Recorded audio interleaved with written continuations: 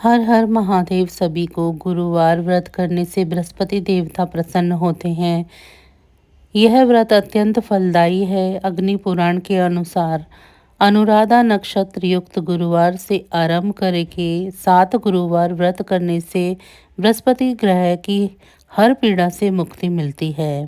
आइए चलिए जानते हैं बृहस्पतिवार व्रत कथा के बारे में। भारतवर्ष में एक प्रतापी और दानी राजा राज्य करता था। वह नित्य गरीबों और ब्राह्मणों की सहायता करता था। यह बात उसकी रानी को अच्छी नहीं लगती थी। वह ना ही गरीबों को दान देती, ना ही भगवान की पूजा करती थी और राजा को भी दान देने से मना किया करती थी। एक दिन राजा शिकार खेलने वन को गए हुए थे तो रानी महल में अकेली थी। उसी समय बृहस्पति देव साधु वेश में राजा के महल में भिक्षा के लिए गए और भिक्षा मांगी। रानी ने भिक्षा देने से इनकार कर दिया और कहा कि हे साधु महाराज, मैं तो दान पुण्य से तंग आ गई हूँ। मेरा पति सारा दिन धन लुटाते रहते हैं। मेरी इच्छा है कि हमारा धन नष्ट हो जाए, फिर ना रहेगा बांस और ना ही बजेगी बांसुरी। साधु ने कहा, देवी तुम तो बड़ी विचित्र हो। धन संतान तो सभी चाहते हैं, पुत्र और लक्ष्मी तो पापी के घर में भी होनी चाहिए। यदि तुम्हारे पास अधिक धन है तो भूखों को भोजन करा दो, प्यासों के लिए प्याऊ बनवाओ, मुसाफिरों के लिए धर्मशालाएं खुलवाओ। जो निर्धन अपनी कुंवारी कन्याओं का विवाह नहीं कर सकते हैं, उनका विवाह करा दो। ऐसा और कई काम हैं जिनके करने से तुम्हारा यश लोक परलोक में फैलेगा। परंतु रानी पर उपदेश का कोई प्रभाव न पड़ा। वह बोली, महाराज आप मुझे कुछ न समझाए। मैं ऐसा धन नहीं चाहती जो हर जगह बांटती फिरूं। साधु ने उत्तर दिया, यदि तुम्हारी ऐसी ही इच्छा है तो तथास्तु। तुम ऐसा करना कि बृहस्पतिवार को घर लीप कर पीली मिट्टी से अपना सर धोकर स्नान करना, भट्टी चढ़ाकर कपड़े धोना। ऐसा करने से आपका सारा धन नष्ट हो जाएगा। इतना कहकर वह साधु महाराज वहां से अलोप हो गए। साधु के अनुसार कई बातों को पूरा करते हुए रानी को केवल 3 बृहस्पतिवार ही बीते थे कि उसकी समस्त संपत्ति नष्ट हो गई। भोजन के लिए राजा का परिवार तरसने लगा। तब एक दिन राजा ने रानी को बोला कि हे रानी, तुम यहीं रहो, मैं दूसरे देश में जाता हूँ, क्योंकि यहाँ पर सभी लोग मुझे जानते हैं, इसीलिए मैं कोई छोटा कार्य नहीं कर सकता। ऐसा कहकर राजा प्रदेश चला गया। वहाँ पर जंगल से लकड़ी काट लाता और शहर में बेचता। इस तरह वह अपना जीवन व्यतीत करने लगा। इधर राजा के प्रदेश जाते ही रानी और दासी दुखी रहने लगी। एक बार जब रानी और दासी को 7 दिन तक भोजन के बिना रहना पड़ा तो रानी ने अपनी दासी से कहा, हे दासी, पास ही के नगर में मेरी बहन रहती है, वह बड़ी धनवान है, तो उसके पास जाकर कुछ ले आ, ताकि थोड़ी बहुत गुजर बसर हो जाए। दासी रानी की बहन के पास गई। उस दिन गुरुवार था और रानी की बहन उस समय गुरुवार व्रत की कथा सुन रही थी।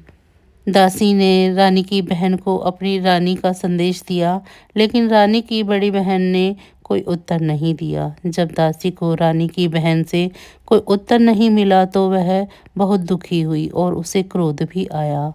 दासी ने वापस आकर रानी को सारी बात बता दी।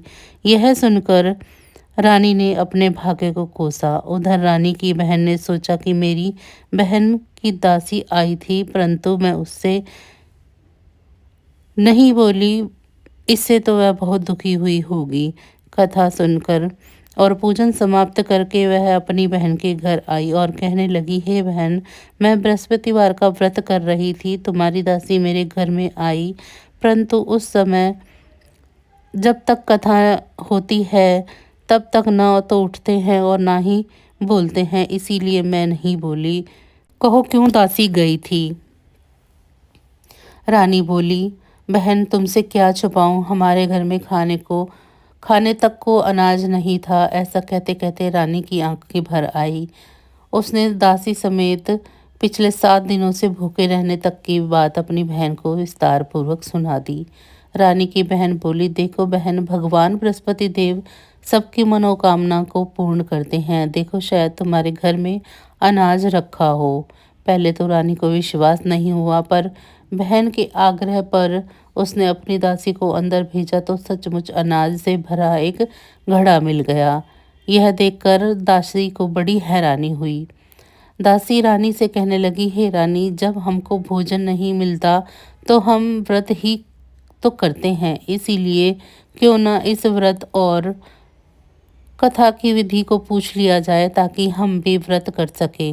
तब रानी ने अपनी बहन से बृहस्पतिवार व्रत के बारे में पूछा। उसकी बहन ने बताया, बृहस्पतिवार के व्रत में चने की दाल और मुनक्के से विष्णु भगवान का केले की जड़ में पूजन करें तथा दीपक जलाएं।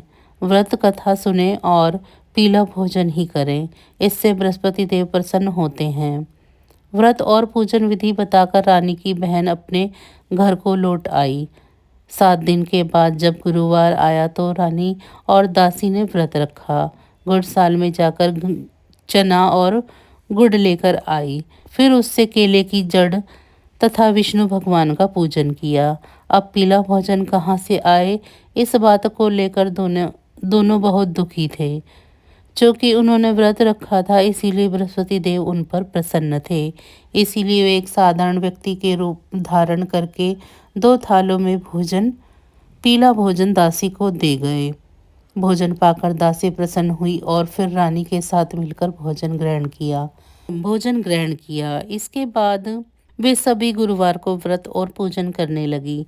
बृहस्पति भगवान की कृपा से उनके पास फिर से धन संपत्ति आ गई, परंतु रानी फिर से इसी तरह आलस्य करने लगी। तब दासी बोली, देखो रानी, तुम पहले भी इस प्रकार आलस्य करती थी, तुम्हें धन रखने में कष्ट होता था, इस कारण सभी धन नष्ट हो गया, और अब जब भगवान बृहस्पति की कृपा से धन मिला है तो तुम्हें फिर से आलस्य होता है।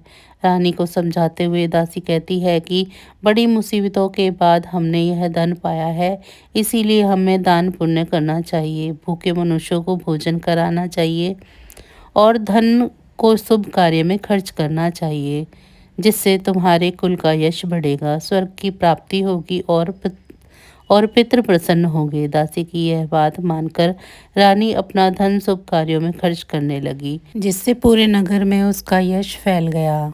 तो बस आज की जानकारी इतनी ही थी। फिर मिलेंगे हम आपको ऐसी ही किसी अन्य जानकारी के साथ अगली वीडियो में। तब तक अगर आपको मेरी ये जानकारियाँ अच्छी लग रही हैं तो वीडियो को लाइक करें, चैनल को सब्सक्राइब नहीं किया है तो चैनल को सब्सक्राइब कर लें, और कमेंट बॉक्स में मुझे ज़रूर बताएं कि आप सभी को मेरी ये जानकारियाँ कैसी लग रही हैं। इसी के साथ आप सभी का बहुत बहुत धन्यवाद।